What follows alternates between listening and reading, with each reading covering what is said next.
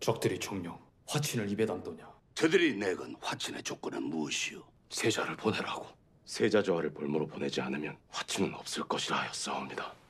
지금 화친을 하지 않으면 안녕하세요. 천계의 영화입니다.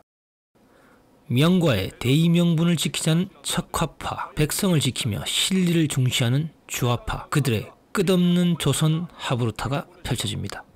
적들은 먼 길을 달려와 지쳐 있습니다. 지금 당장 적들의 모가지에 상금을 거시고 성 안팎의 군사들에게 결전의 의지를 보이셔야 합니다. 말로써 할 수 있는 일을 창검으로 하는 것이 정녕 나라와 백성을 위한 일이겠습니까? 이 판은 말로써 무엇을 하려는 것이오? 목숨을 구걸하자는 것이오. 신은 죽음이 두려운 것이 아니라 종사의 앞날이 두려운 것입니다. 그래서 이 판은 왕실과 사직의 앞날을 오랑캐들 손에 넘기겠소. 전하, 지금 세자좌를 보내지 않으시면 저들이 더 큰 요구를 해올까? 신은 그것이 두렵사옵니다. 전하, 지금 세자좌를 보내시면 오랑캐들이 전하를 업수히 여겨 오히려 더 큰 요구를 해올 것입니다. 전하, 한번 나아가 싸워 성 밖으로 결전의 의지를 널리 알리시옵소서. 이 판도 말해보라. 싸워야 한다면 반드시 이기는 싸움이어야 할 것이옵니다. 척화파의 뜻에 따라 300군사가 전투에 났습니다. 하지만 일방적으로 공격을 당합니다. 그 결과는 군사 300이 모두 죽었다. 여전히 사사건건 의견이 충돌합니다. 신의 생각으로 칸이 여기까지 온 까닭은 성문을 밖에서 무너뜨리기 위함이 아니라 안에서부터 열기 위한 것이옵니다. 성에 대한 서로의 신념이 끝없이 충돌하는 거죠. 군왕끼리의 이해는 국경을 사이에 두고 멀리서 마주보는 것이옵니다. 사전에 문서도 사신도 없이 군사를 몰아서 불추고 왔다면 이미 더불어 이해를 논할 수는 없사옵니다. 전하, 배후에 명나라가 있으니 칸은 삼전도에 오래 머물지 못할 것이옵니다. 칸이 머무는 동안 성을 나갈 길을 열어야 하옵니다. 칸이 오래 머물지 못하니 안에서 먼저 문을 열어서는 아니 되옵니다. 칸이 오래 머물지 못하니 안에서 열지 않으면 서둘러 문을 부수게 할 것이옵니다. 지금 칸에게 문서를 보내시면 칸은 스스로를 황제라 칭하고 전하를 칸의 신하라 부를 것이옵니다. 그만하거라. 정령 전하께서는 칸의 신하가 되시겠사옵니까? 전하, 아래 없기 황송하오나 살기 위해서는 가지 못할 길이 없고 명기는 전하를 앞세우고 적의 아가리 속으로 들어가려는 자유옵니다. 적의 아가리 속에도 분명 삶의 길은 있을 것이옵니다. 삶과 죽음에도 아름다운 자리가 있을진데 하필 적의 아가리 속이겠나이까? 그만하라 하지 않았느냐? 전하, 저들이 말하는 대의와 명분은 대체 무엇을 위한 것입니까? 먼저 삶이 있은 후에야 비로소 대의와 명분도 있는 것 아니옵니까?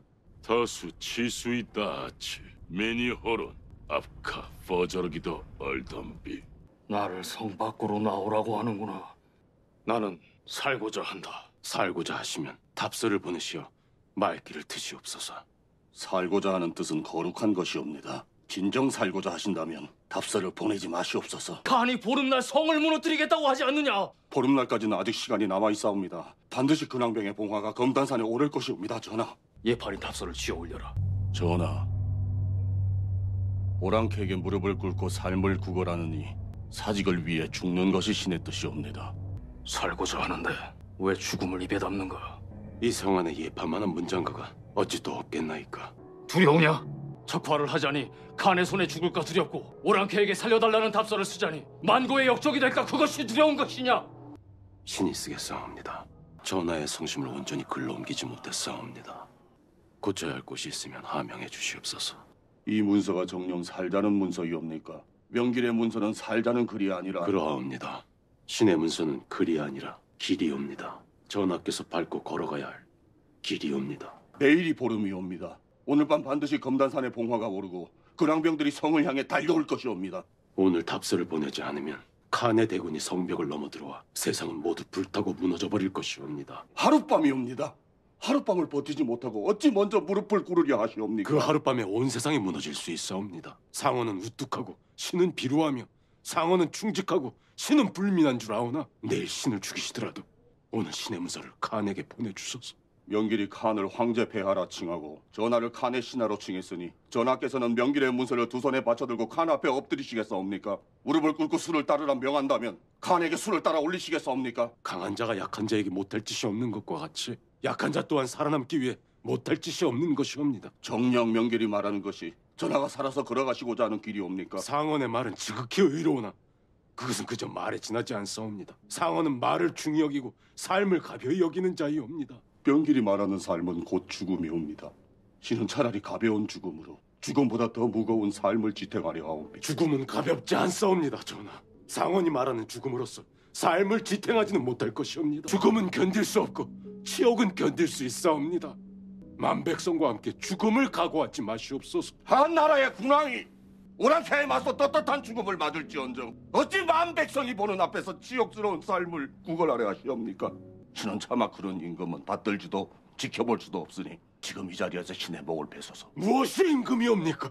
오랑캐의 발밑을 기어서라도 제 나라 백성이 살아서 걸어갈 길을 열어줄 수 있는 자만이 비로소 신하와 백성이 마음으로 따를 수 있는 임금이옵니다. 지금 신의 목을 먼저 빼시고 부디 전하께서는 이 치욕을 견뎌주소서. 인조는 항복하는 답서에 옥새를 찍습니다.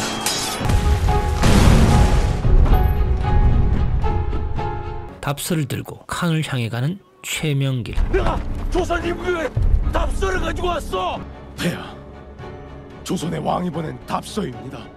제발 공격을 멈추어 주소서. 조선의 왕이 황제 폐하의 신하가 되기를 이미 맹세하였습니다.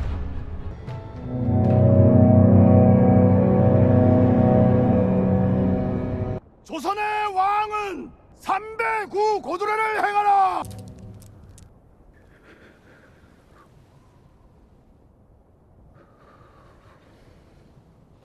주화파 최명길, 척화파 김상원의 조선 하부르타.